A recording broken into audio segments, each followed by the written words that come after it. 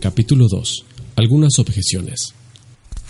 Si esos hechos son el fundamento, será mejor que me detenga a consolidar esos cimientos antes de seguir adelante.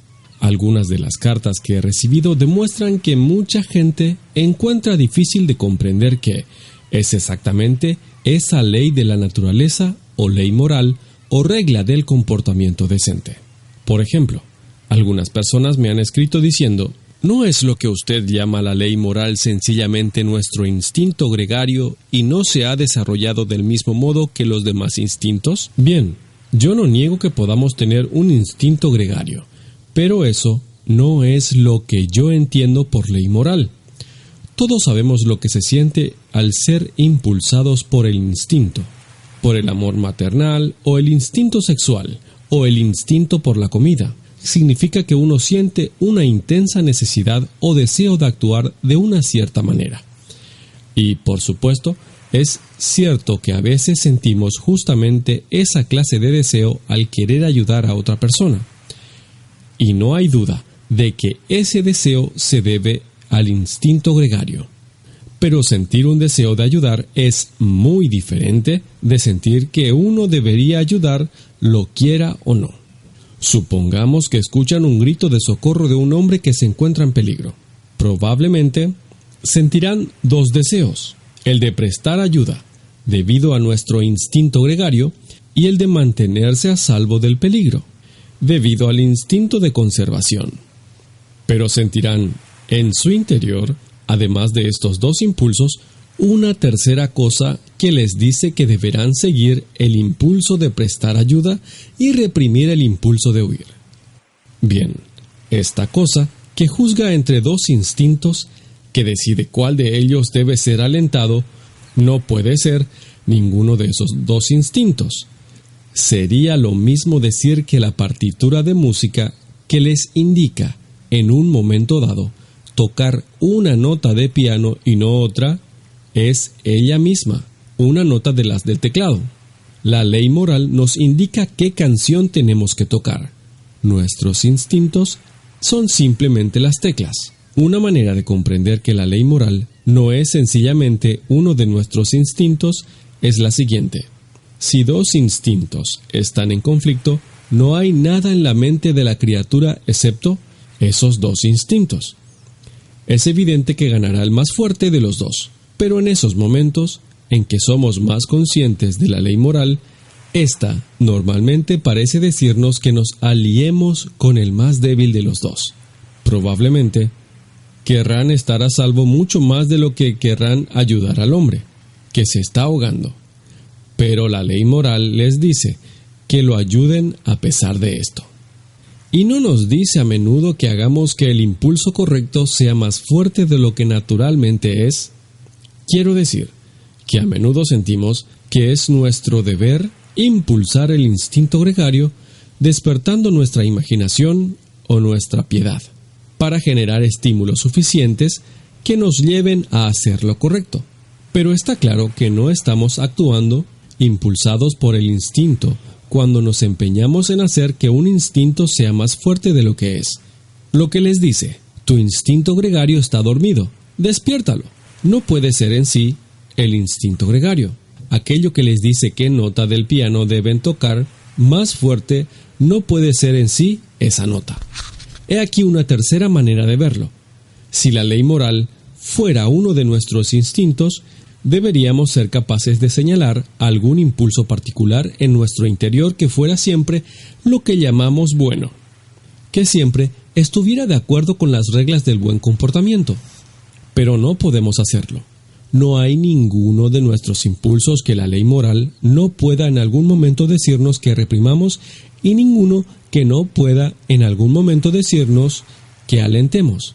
Es un error pensar que algunos de nuestros impulsos, digamos el amor maternal o el patriotismo, son buenos y otros, como el sexo o el instinto de lucha, son malos. Lo que queremos decir es que las ocasiones en que el instinto de lucha o el deseo sexual necesitan ser reprimidos son bastante más frecuentes que aquellas en las que es necesario restringir el amor maternal o el patriotismo. Pero hay situaciones en las que es el deber de un hombre casado alentar su impulso sexual y de un soldado alentar su instinto de lucha. Hay también ocasiones en las que el amor de una madre por sus hijos o el de un hombre por su país tienen que ser reprimidos o conducirán a una injusticia hacia los hijos o los países de los demás. Hablando con propiedad, no hay tal cosa como impulsos malos o impulsos buenos. Piensen otra vez en un piano. No tiene dos clases de notas, las correctas y las equivocadas. Cada una de las notas es correcta en un momento dado y equivocada en otro. La ley moral no es un instinto, ni un conjunto de instintos. Es algo que compone una especie de melodía, la melodía que llamamos bondad o conducta adecuada, dirigiendo los instintos. Por cierto, este punto es de una gran aplicación práctica. Lo más peligroso que puedan hacer es tomar cualquier impulso de su propia naturaleza y fijarlo como lo que tengan que seguir a toda costa.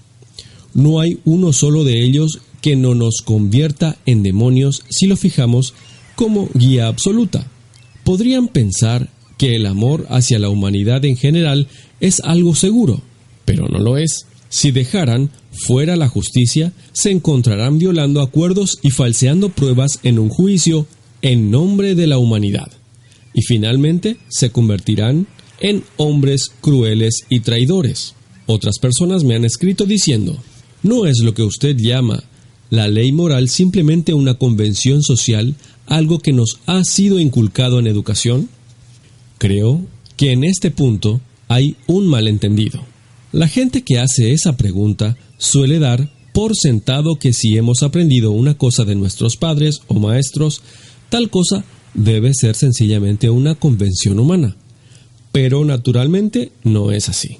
Todos hemos aprendido las tablas de multiplicar en el colegio. Un niño que hubiera crecido solo en una isla desierta no las sabría.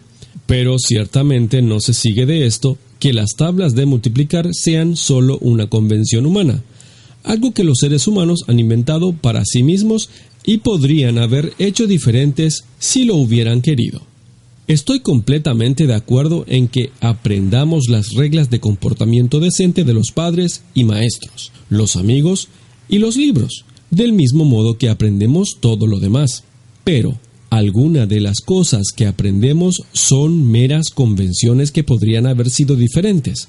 Aprendemos a mantenernos en el lado derecho de la carretera, pero igual la regla podía haber sido que nos mantuviésemos a la izquierda.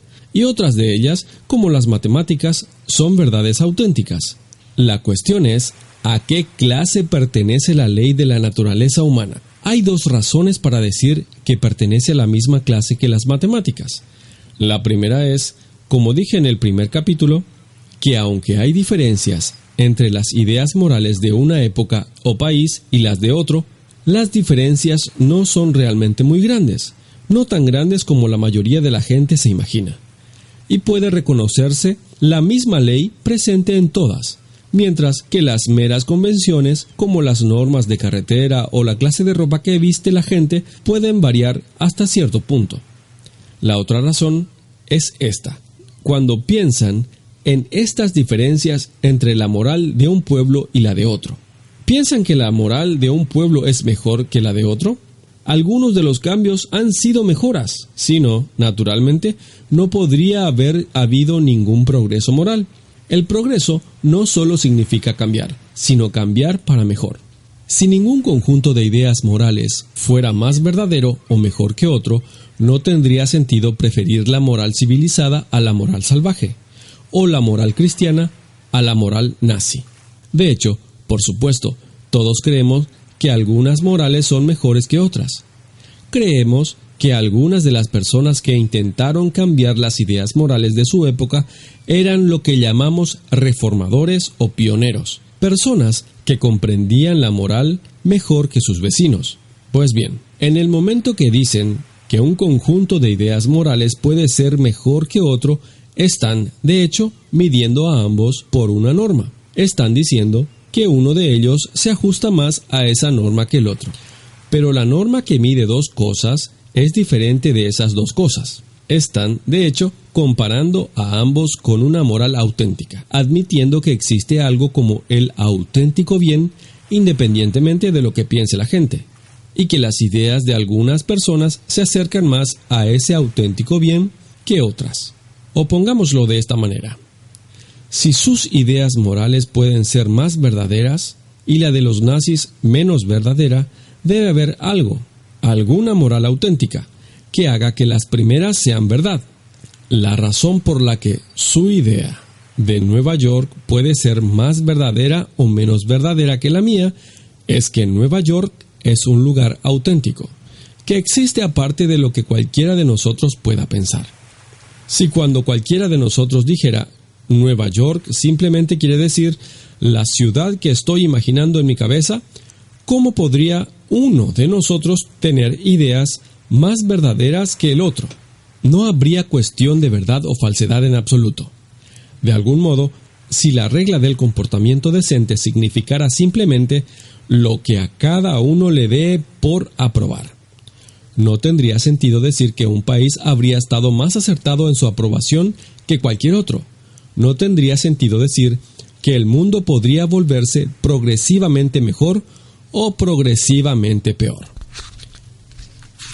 Llego, por tanto, a la conclusión de que, aunque las diferencias entre las ideas de la gente acerca del comportamiento correcto a menudo nos hace sospechar que no hay una auténtica ley de comportamiento en absoluto. Lo que podemos pensar acerca de estas diferencias realmente prueban lo contrario. Pero, una palabra antes de terminar.